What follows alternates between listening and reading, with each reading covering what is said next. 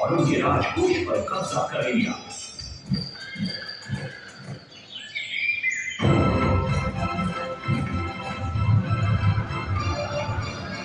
तत्पश्चात उन्होंने विजय पूजा, जिसे आज हम वारंगल के नाम से जानते हैं,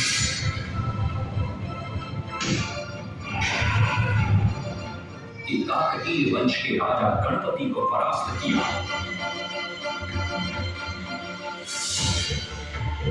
और उनके राजकोष पर भी कब्जा कर लिया। 3 वर्षों तक निरंतर युद्ध के पश्चात जब वे बहुत सारी धन संपदा देकर कलिंग लौटे, तो राजमहल में उनका भव्य स्वागत हुआ।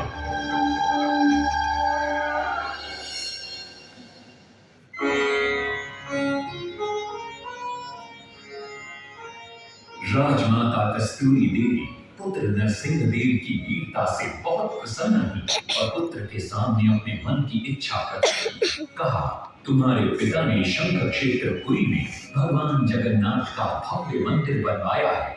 मैं चाहती हूँ कि तुम पद्म क्षेत्र कोणार्क में उससे भी भव्य और विशाल सूर्य मंदिर बनवाओ।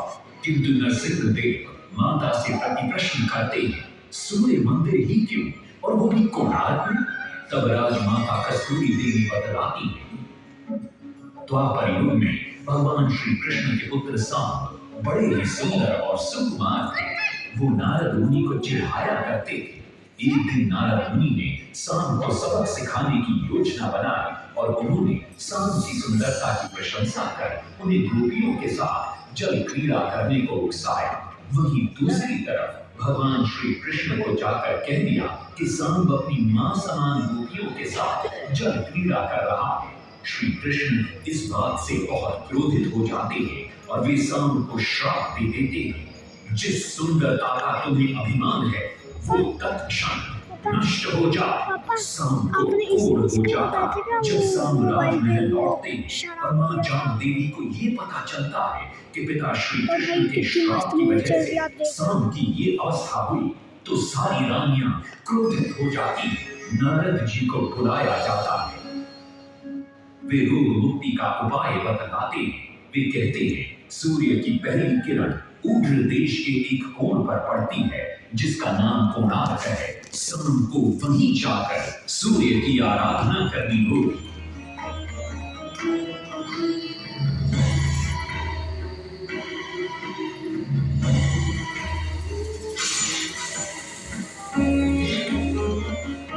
बहुत ही लंबी और कठिन यात्रा के पश्चात सांब अपने सैनिकों और सेवकों के साथ कोणार्क की चंद्रभागा नदी के तट पर पहुंचते हैं और नित्य प्रातः स्नान के बाद सूर्य की आराधना आरंभ करते हैं।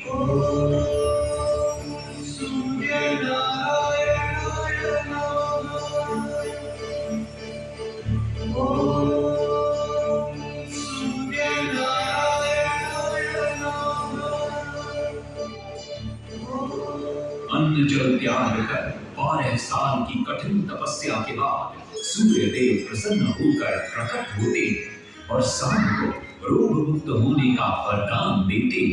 पुत्र, आज रात्रि के चतुर्थ प्रहर में स्नान करते समय नदी के तल में तुम्हें एक वस्तु मिले, वो मेरा ही प्रतिरूप होगी। उसका स्पर्श पाते ही तुम इस कोढ़ रोग से मुक्त हो जाओगे। स्नान के पश्चात सांब जब नदी से बाहर आते हैं तो वो रोग मुक्त हो चुके होते हैं। उनके हाथ में एक छोटा सा पत्थर है। उनके सुंदर और सुकुमार शरीर को देखकर सारे अनुचर और सिपाही प्रसन्न होते हैं। सांब उस पत्थर को वहीं स्थापित कर एक छोटा सा मंदिर बनवाते हैं। लेकिन जब उन्हें ज्ञात होता है कि सूर्य पूजा का विधि विधान यहाँ किसी को पता नहीं है, तो वे चिंतित हो जाते। वे ध्यान में बैठते। सूर्य देव पुनः प्रकट होते हैं और सांब के पूछने पर बतलाते हैं कि दूर पश्चिम में साक्य देश के मां का ब्राह्मण पूजा की विधि विधान जानते हैं। सांब साक्य देश की ओर निकल पड़ते हैं, जो आज का ईरान है। महीनों की लंबी यात्रा के बाद सांब 18 नागा ब्राह्मण परिवारों को साथ लेकर कोणार्क लौटते हैं और सूर्य मंदिर में पूजा शुरू हो जाती है। राजमाता कस्तूरी देवी नरसिंह देव को बतलाती है कि विवाह के कई वर्षों बाद तक जब हम निसंतान थे, मैंने भी उस सूर्य मंदिर में पूजा अर्चना की और तुम पुत्र रूप में मुझे प्राप्त हुए। माता की बात सुनकर नरसिंहदेव मां को कोणार्क में संसार का सबसे भव्य और विशाल मंदिर बनाने का वचन देते सदाशिव सामंतराय महापात्र, जो शिवई सांतरा के नाम से लोकप्रिय थे, वे अपने सहयोगी बीसू महाराणा के साथ मंदिर का प्रतिरूप बनाते हैं और नरसिंहदेव के समक्ष प्रस्तुत करते हैं। नरसिंहदेव मंदिर का प्रतिरूप देखकर अभिभूत हो जाते हैं और शीघ्र मंदिर निर्माण कार्य आरंभ करने का आदेश देते हैं। दूर से बड़े-बड़े पत्थर लाए गए, जितने पत्थर डाले गए सारे टूट गए। हाथ में तो ताला उसमें डाले गए, नहीं बना ताला, सारे टूट गए।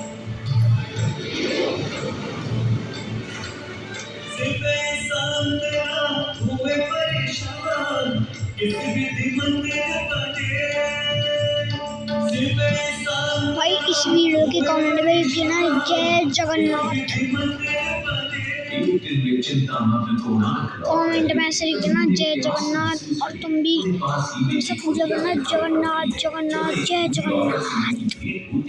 शिव की सांतरा पानी मांगते हैं। बूढ़ी औरत पानी के साथ गरम गरम भोजन भी लेकर आती है। वे थाली के बीच में हाथ डालते हैं, जिससे उनका हाथ जल जाता है। तब वो बूढ़ी औरत मुस्कुराकर कहती है, तुम तो शिवरी सांतरा की तरह बीच से भोजन उठाकर खा रहे हो। ये सुनकर शिवरी सांतरा को अपनी भूल का एहसास होता है। माता रामचंडी ने उपाय सुझाया, समझे शिवरी सांतरा।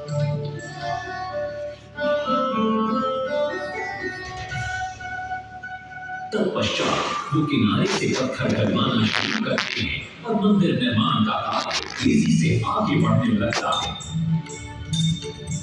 1200 शिल्पियों ने 12 वर्ष में मंदिर बनाया। घोड़े साथ सजा कर रथ में समय को चल बताया।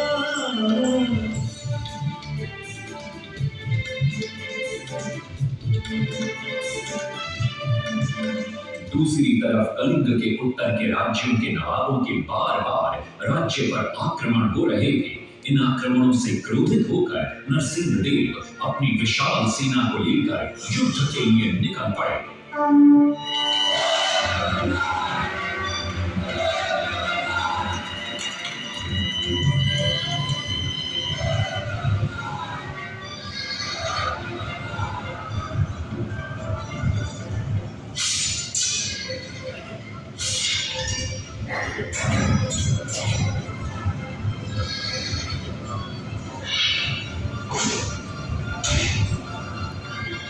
शक्तिशाली गौड़बंग के नवाबों को भी युद्ध में परास्त कर दिया और उनसे प्राप्त सारा धन अपने कब्जे में लेकर सूर्य मंदिर के निर्माण कार्य में लगा दिया। 1200 कारीगरों के अथक प्रयास से 12 साल बाद विशाल और भव्य सूर्य मंदिर बनकर तैयार हुआ। उस समय के लोगों में वास्तुशास्त्र, ज्योतिष शास्त्र और खगोल शास्त्र का जो ज्ञान था, उसे देखकर आज के बड़े बड़े वैज्ञानिक भी आश्चर्यचकित रह जाते हैं। कई प्रयासों के बाद भी मंदिर के गुंबद पर कलश स्थापित नहीं हो पा रहा था। क्रोधित नरसिंहदेव ने आदेश दिया कि कल प्रातः काल तक यदि कलश स्थापित नहीं हुआ तो सबके सर धड़ से अलग कर दिए जाएंगे। सभी शिल्पकार घोर चिंता में डूब जाते हैं।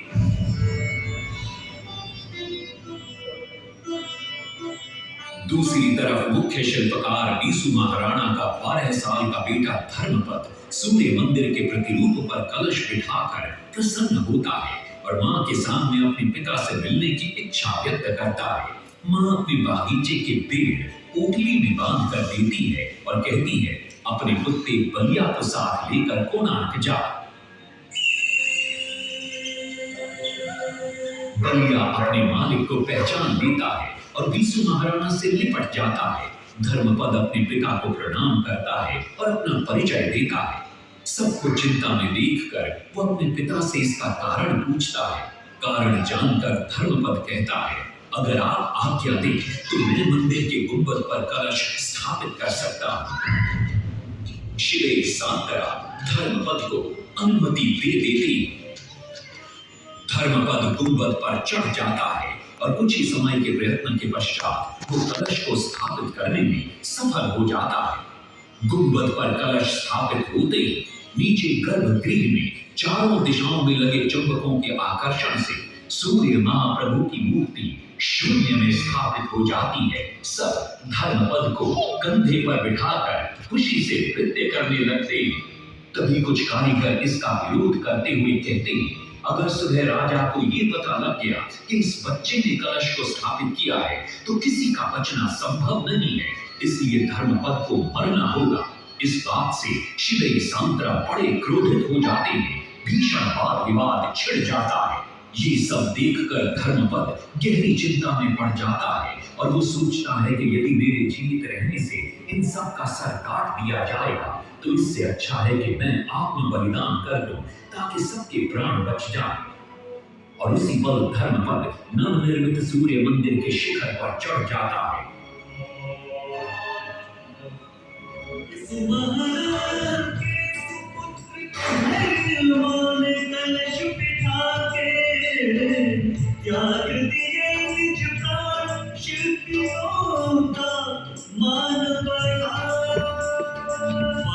शास्त्र के अनुसार बना सूर्य मंदिर, सूर्य उत्तरायण हो या दक्षिणायण हो, सूर्य उदय की आज भी पहले किरण पड़ते प्रभु के ऊपर। खत्म होगी क्या पापा? बड़ी मूवी है।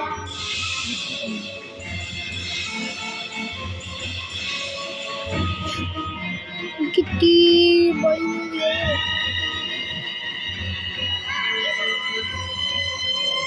तभी वहां नरसिंह देव भी आ पहुंचते हैं।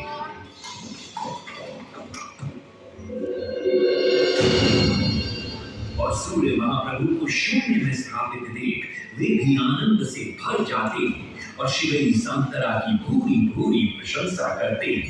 वो ये भी घोषणा करते हैं कि मां शुक्ल पक्ष की सप्तमी को मंदिर की प्राण प्रतिष्ठा की जाएगी।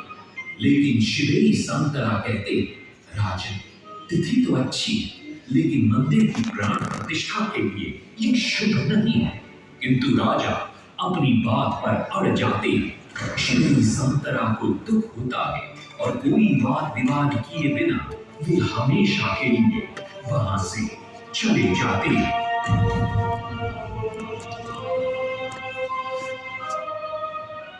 पूर्व निर्धारित तिथि पर मंदिर की प्राण प्रतिष्ठा संपन्न होती है।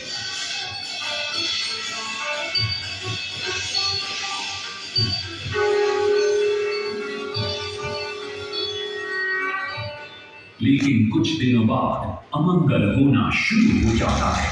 सबसे पहले विराट सिंह की मूर्ति नीचे आ गिरती है।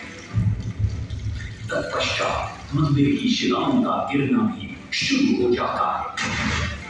नरसिंह देव को अब समझ में आता है कि शिवे सांतरा का कहना सही था, लेकिन देर हो चुकी थी। बहुत साल बाद मंदिर के आसपास जंगल उगाए और ये मंदिर घने जंगलों के बीच छुप गया। जब अंग्रेजों ने जंगल के बीच इस मंदिर को देखा तो उन्होंने इसका पुनरुद्धार किया। आज आप उसी विशाल मंदिर के भग्नावशेष देख रहे हैं। ये है इस प्रसिद्ध मंदिर की कथा। अब इस कथा में कितनी सत्यता है और कितनी कल्पना है चलो भाई, किसी को नहीं मालूम, ये मूवी हो लेकिन चुकी है ओडिशा की खत्म। जनश्रुतियों में आज यही के लिए कथा बाय।